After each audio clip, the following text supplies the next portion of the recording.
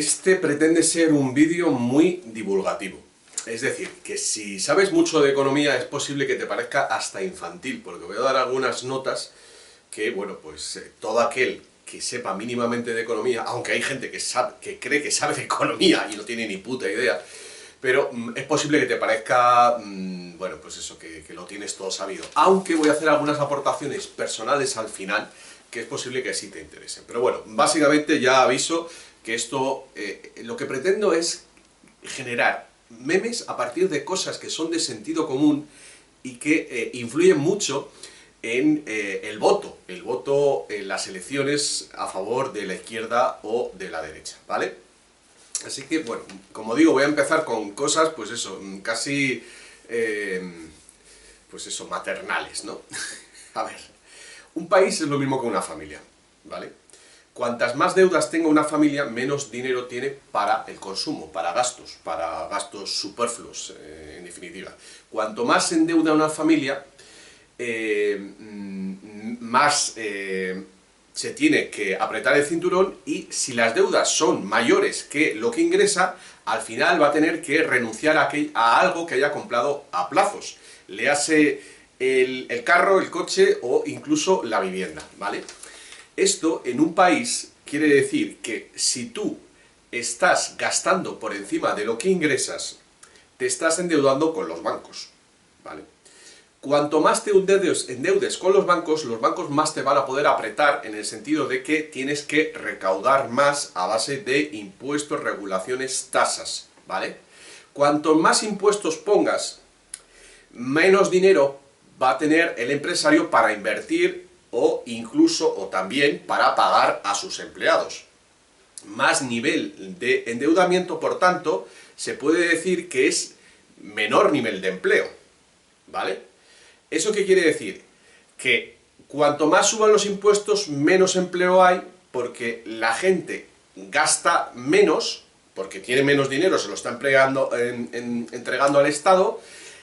Al haber menos consumo, el empresario puede contratar menos, con lo cual hay menos masa laboral que paga impuestos, luego, la recaudación baja, tienen que subir más impuestos para equipararla, lo que quiere decir que cuantos más impuestos, volvemos a la misma rueda, más impuestos, menos consumo, menos inversión, más paro, y así una y otra vez.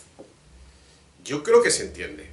Pero básicamente lo que os tenéis que meter en la cabeza es que cada vez que la izquierda dice más, o pide más inversión pública, es decir, más Estado, lo que está generando es más paro. Entonces, lo que en definitiva está creando es más paro que luego se supone o pretende que sea resuelto por el Estado a base de crear empleos ficticios, que es lo que hace el comunismo, que es lo que se está viendo en Venezuela. Con lo cual, aumenta, lo decía el otro día gráficamente, aumenta lo que es el poder del Estado, la dimensión del Estado frente al sector privado. Y eso lo único que hace es contraer cada vez más la economía, generar más empleo, generar más deuda y poner al Estado, a la nación, en este caso, en manos de los banqueros. Cuando un país se endeuda grandemente, ¿qué es lo que ocurre? Que el banquero llega y le dice, bueno, pues ahora como no me puedes pagar, me vas a entregar los aeropuertos. O vas a tener que vender los puertos, porque los puertos se venden. Los puertos españoles se han vendido a los chinos, no sé si lo sabéis, los norteamericanos también. Y eso quiere decir, evidentemente, que infraestructuras básicas o empresas básicas que están siempre recaudando dinero, como las autopistas, si las pierdes una manera de recaudar. O sea, estás hipotecando tu país a largo plazo, como puede ser con las materias primas, el petróleo. Si pierdes el petróleo, un país pierde el petróleo, que es una fuente segura de ingresos, o sea, si pierdes en el sentido que lo privatizas, pues no solo, o sea, vas a poder llevarte un dinero a corto plazo, pero a medio o largo plazo, pues estás hipotecando en el sentido más estricto de la palabra, el país. Entonces, ¿cómo se genera empleo? Reduciendo impuestos, reduciendo en las tasas. ¿Qué ha hecho Trump, o ahora incluso Bolsonaro, que ha conseguido casi 1 millón de empleos en solo un año? Pues simplemente quitar impuestos, quitar regulaciones. Porque el Estado, desde la Revolución Francesa, no ha hecho nada más que crecer y crecer y crecer a base de atribuirse propiedades o poderes o necesidad de actuación. ¿A qué me estoy refiriendo? Pues a la cantidad de trabas legales que tienes para montar un restaurante. Trabas legales no, más bien habría que decir normativas, regulaciones. Para abrir un restaurante, un bar, un teatro, una sala de conciertos, cualquier cosa. Eso quiere decir que hay menos posibilidades para generar algo que sea productivo, que es, en definitiva, la economía no es nada más que una energía que se consuma a base de un intercambio a través del dinero, en el que uno da algo, un bien, un servicio, y el otro lo recibe o lo quiere a cambio de un dinero. ¿Vale? Cuanta más regulaciones haya, menos economía hay. Y esto es lo que hemos ido viendo desde la Revolución Francesa.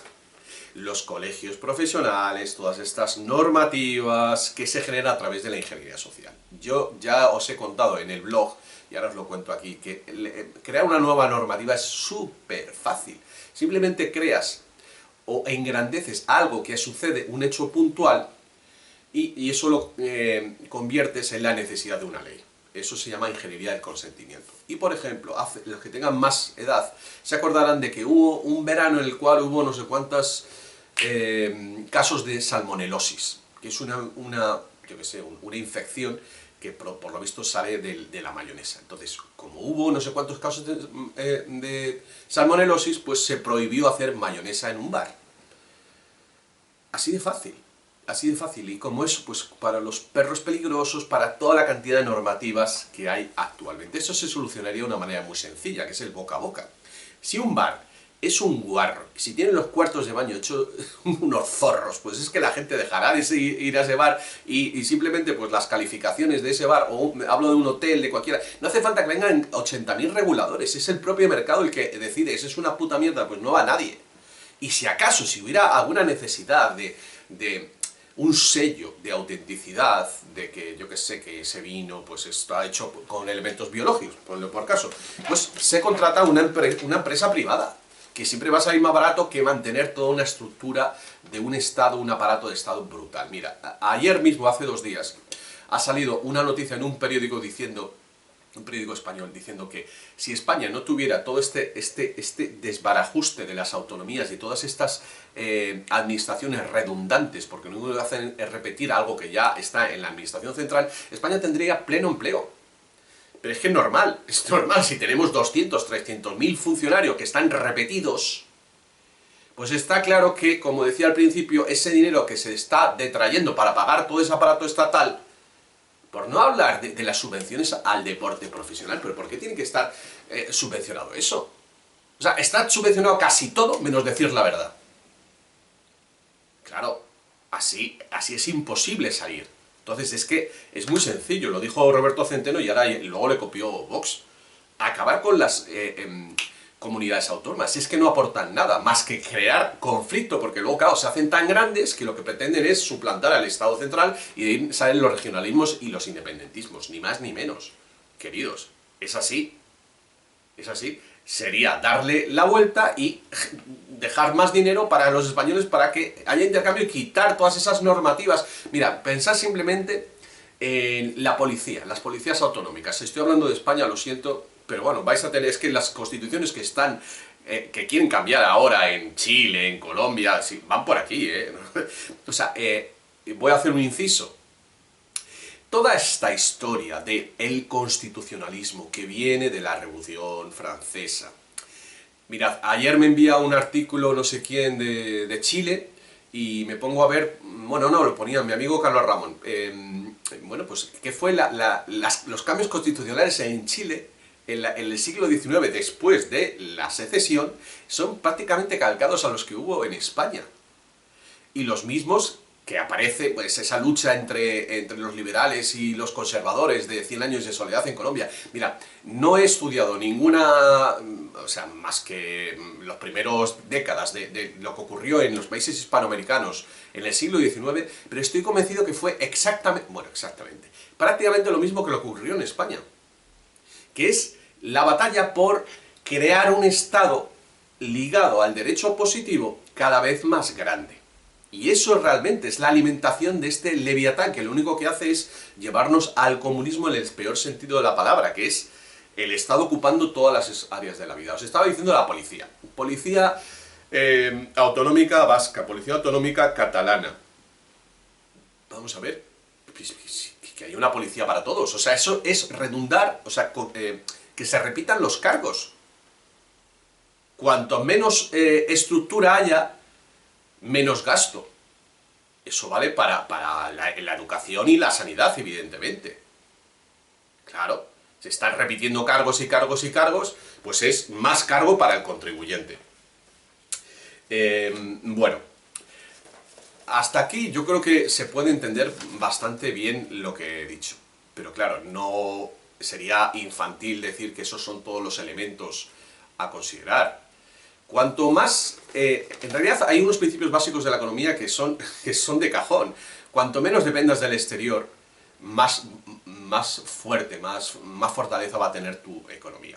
Eso vale para la alimentación y eso vale sobre todo para el sistema monetario. Una moneda, con una moneda fuerte, que es lo que tenía el Imperio Español, e incluso tuvo, bueno, no sé, no diría que es fuerte, pero sí por lo menos una moneda suya, el régimen de Franco, pues se consigue generar infraestructuras, o sea, todas las empresas públicas que hizo Franco, y por cierto, también en la dictadura de Primo de Rivera, que se creó la empresa CAMSA, igual que creo que fue el propio Perón el que hizo YPF, la empresa de hidrocarburos argentina. Cuanto menos dependiente seas del exterior, más posibilidad tienes de generar una economía. Cuanto más dependiente seas, es decir, si tu país, como fue lo que hizo Estados Unidos en el siglo XX con los países centroamericanos, de la caña de azúcar, del plátano, de la United Fruit Company, cuanto más dependiente, más monopolio sea, o sea, monopolio económico tenga el país, es decir, que sea dependiente de un solo producto, evidentemente va a tener que comprar más cosas del exterior, con lo cual su moneda va a ser más débil. ¿Vale? Entonces aquí es donde entra el elemento básico de la economía globalizada, que en realidad procede de la época de la Revolución Francesa y de la bolsa, de la bolsa como un elemento fundamental para entender la economía. Y ahora os daré unos datos que os lo va a aclarar mucho. Claro, cuando tienes que ir al mercado exterior a comprar muchos productos, por no hablar de si estás casi especializado en materias primas, en productos que no necesitan un proceso industrial y que en principio son más baratos que los productos que han pasado por el refinamiento y bueno, pues el procesado, pues evidentemente tu balanza de pagos va a ser negativa y vas a estar más dependiente de, en este caso, la moneda que se utiliza desde el año 73 para el comercio mundial. Y entonces, cualquier movimiento en bolsa, cualquier especulación de tu moneda puede tumbar el valor de lo que tú vendes y aumentar exponencialmente lo que tú tienes que comprar, con lo cual, pues las empresas se van a pique, los bancos nacionales se van a pique, y ¿qué pasa? Pues que compran los del exterior. Os había dicho que os iba a dar algunos datos interesantes sobre la bolsa. Ya os he dicho, por lo menos en el blog, y los que hayáis leído mis libros, que para mí fue una revelación saber que el nombre de la bolsa se creó en Brujas, la ciudad, iba a decir pirata, algo de pirata puede tener, belga, que tiene ese nombre tan particular. Sabéis que la bolsa en principio fue a finales de la Edad Media, sobre todo el Renacimiento, que, bueno, pues en los mercados medievales, las ferias medievales, empezaron a especular con los precios que iban a tener esos productos, ese grano sobre todo, y de ahí se convierte en un negocio que, si miráis en los lugares donde se implantó o comenzó, pues son precisamente aquellos lugares donde se fueron los sefarditas españoles, que es decir, a Grecia y a Grecia, a Bélgica y a Holanda. Amberes, 1460, aquí no sé lo que he puesto, 1570, Londres, pero sobre todo lo importante es ver que la Bolsa de Nueva York se crea en 1792, acordaos que os dije en el sentido de la historia que lo crearon donde estaba el New York Stock Exchange, era el muro de Wall Street, donde se vendían y compraban los esclavos, los piratas, y en Francia, en París, en 1794, es decir, la Revolución Francesa no solo creó el sistema de patentes, que es tan importante, porque ya el conocimiento ya no es de todo, sino que es particular, privado. Y hay otro dato que os tengo que decir, que recuérdamelo, Rafa, que hay que decirlo, sino que instauró ese mercado en el cual se especula con el precio de las cosas y que ha acabado a partir de 1998 con las reglas de la OMC, que había que pasar por ellas para liberalizar los mercados, pues ha acabado abriendo a que ese juego, que el gran Gustavo Bueno dijo que era un juego de tabures, en un casino, una vez que le vi en los cursos de verano de la Complutense con Fernando Sánchez Dragó, perdón, del Escorial, precisamente en esos años. Entonces, en ese momento, ese final del siglo XX, es cuando ya de eso iba la globalización. La globalización es un concepto que nadie lo entendía, pero básicamente es que la bolsa se va a hacer con el control de todo porque impone las normas de juego. Y las normas de juego es que algo que se inventen y que no es nada más que Kabbalah. Kabbalah. Y si no, miraos la película Pi, Orden del Caos, del director este judío, que no me acuerdo ahora cómo se llama, que explica, bueno, que lo cuentan los rabinos, que es una cosa de la Cábala. Ellos mismos lo cuentan. Entonces, esa es la clave para entender qué ha pasado con las economías. Está todo controlado por magos negros, que lo que hacen es especular con el precio de la moneda y de ahí ir comprando con todo, que es el juego de los piratas. Os lo he estado diciendo en muchas ocasiones, mirar los vídeos de piratas igual a banqueros. El último dato que os quería dar, si no se me ha olvidado nada por aquí, sí, hay otro dato importante, es que el otro día precisamente han publicado que la Bolsa de Suiza ha comprado la Bolsa de Madrid, y en esa OPA, oferta pública de acciones, que se ha emitido para hacerse con el control de la bolsa, nos hemos enterado que el máximo accionista, primero, o sea, para alguien que no lo sepa, la bolsa es una entidad privada, no es pública. Y esto es algo muy importante, que el mercado mismo, el mercado como lugar físico, en este caso es lugar virtual, es privado. Y hay alguien ahí que sabe cuándo se cursan las órdenes. Y tiene un espacio para jugar al alza y a la baja. Y ahí encontramos, volvemos a repetir ese momento tan importante de la historia de la era masónica, antes llamada era moderna, sabéis que hay que decir era masónica, en el cual los Rothschild se hicieron con el control del Banco de Inglaterra, cuando, gracias al nacimiento de la agencia Reuters, que fue suyo, pues esa información, se enteraron antes que nadie que Napoleón había perdido en Waterloo. Es una cosa que ya muchos lo conocéis. Pero lo recuerdo porque este hecho se liga con el conocimiento que tenemos ahora de que la Bolsa de Madrid era propiedad, su máximo accionista era la familia Marx, que son, bueno, de esa etnia no, ni esa religión, de ese grupo social, cultural, que ha estado manipulando el precio de las cosas desde hace siglos. Y como colofón para esto, bueno, hay otra cosa que tengo que contar, pero bueno, cerrando este argumento, la Revolución Francesa dio comienzo a la era del derecho positivo, que no es ni más ni menos que y de las constituciones, evidentemente, que es crear un ente ficticio que te da una serie de derechos, pero que tiene una letra pequeña que ellos se encargan siempre de darle la vuelta para ir convirtiendo la moralidad, la perversión, el delito en algo legal. para abrir las puertas a todos estos tejemanejes, para acabar quedándose con todos. Y una de las características que tuvo la Revolución Francesa, y que está reconocido por ellos mismos, fue que consiguió la emancipación del pueblo judío. Esto no me lo estoy inventando yo, esto lo veis en la Wikipedia, poned emancipación de los judíos y lo veréis. ¿En qué consiste eso? Pues porque antes, toda esta guerra religiosa consistía en que antes la ciudadanía de un país cristiano se tenía en tanto en cuanto tú practicabas esa religión. ¿Por qué? Dirán algunos, no, es que eso es ser intolerante, no, es que al ser parte de esa religión se entiende que tú vas a trabajar, a colaborar por el bien de esa civilización. Ahora, si tú vienes de otro lado, si eres musulmán, por ejemplo, evidentemente, eso lo he demostrado en el 711, vienes, o ahora mismo, vienes para cambiar esos valores. Y esto no es nada más que la realidad.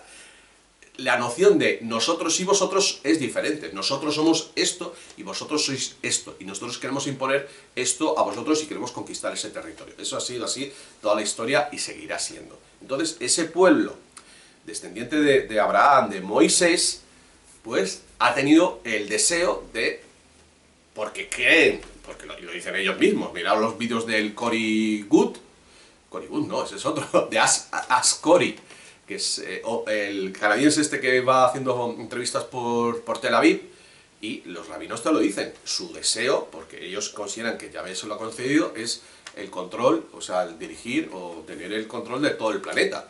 Entonces, gracias a esa emancipación de la Revolución Francesa, los judíos fueron considerados ciudadanos franceses y de ahí, de todos esos otros países de los cuales habían sido expulsados en repetidas ocasiones durante la Baja Edad Media y el Renacimiento, porque acabaron quedándose con todo. Entonces, consecuencia, cuando ya son aceptados, sus normas amorales de generación del dinero a través de la usura y de la especulación de la bolsa, por eso es que es así, concomitante, 1789, 1791, 92 se crean las bolsas, y las bolsas ya es darle el poder a ellos, porque son los que a través de la cábala se acaban quedando con todos, creando entelequias, que no es ni más ni menos que como el golem, que es creaciones artificiales sin sustancia, como los derivados, como los preferentes, como todas esas argucias de quimeras de dinero, y esas argucias se acaban, lo expliqué en una entrevista ya de hace 4 años, de cómo mezclaron el falso vino con el vino. Y eso es ni más ni menos que lo que ha llevado al planeta a este caos en el que vivimos. Os decía que hacía falta, me faltaba un argumento para deciros, y es que básicamente la era del paro comienza en 1973. Y esto es algo que parece mentira que tenga que decirlo yo, que no soy economista, pero simplemente con unir los cabos te das cuenta. Bueno, y haber vivido esa época, evidentemente los que no hayáis vivido los años 70-80, pues no lo sabéis. Pero es así, la era del paro comienza con la era del terrorismo, los años 70. Y esto lo expliqué en el sentido de la historia, pero el terrorismo básicamente fue una cortina de humo para esconder lo que estaba sucediendo, que es, bueno, pues esa cada vez mayor globalización que lo que hace es, con este petrodólar, acabar controlando las economías de todos los países. Y por eso en España esa era del paro llega un poco más tarde, porque España venía de un régimen autárquico como el de Franco, que al ser autosuficiente, porque era así como el de Perón, pues consiguieron pues, grandes resultados económicos, lo cual es evidentemente es una lección para todos aquellos que quieran pues conseguir el pleno empleo. El pleno empleo es que el Estado se dedique a las infraestructuras básicas, que se impida el monopolio de los rubros fundamentales de las materias primas, y la economía es que no hay que saber, no hay que ser premio Nobel, es que hay que dejar que fluya y que cada uno pueda intercambiar sus bienes y sus servicios. Eso es lo que genera riqueza. Por lo tanto, las medidas para aumentar impuestos y el endeudamiento, aunque a corto plazo puedan generar algo de empleo, como sucedió con los socialistas, acordaos de aquella historia, vamos a crear 2 millones de empleos, al final lo que generan es un paro brutal, porque has congestionado la economía, has creado un cuello de botella. Y bueno, ya por último, por acabar, bueno, pues el endeudamiento. al que llevó España el meterse en la Unión Europea, acordaos con todas las carreteras que hicimos, y fue maravilloso, ¿no? Las autovías y tal, antes no se tenía dinero, pero ¿cuál fue el resultado? Que nos tuvimos que meter en el euro y a partir de ahí pagar por el uso del dinero. Pagamos por el uso, el banco, el gobierno español compra euros, con lo cual ya vienen con un impuesto, con una tasa, y eso hace que siempre la deuda esté aumentando. Y esto es algo un poco más complejo para explicaroslo aquí, pero básicamente cuando no tienes una moneda dependes de otro, en este caso el Banco Central Europeo, y el Banco Central Europeo es el que crea todas las crisis y controla las economías. Punto final. Ved el vídeo otra vez si no habéis captado todo, aunque creo que ha sido todo lo didáctico que se podía. Bueno, no sé.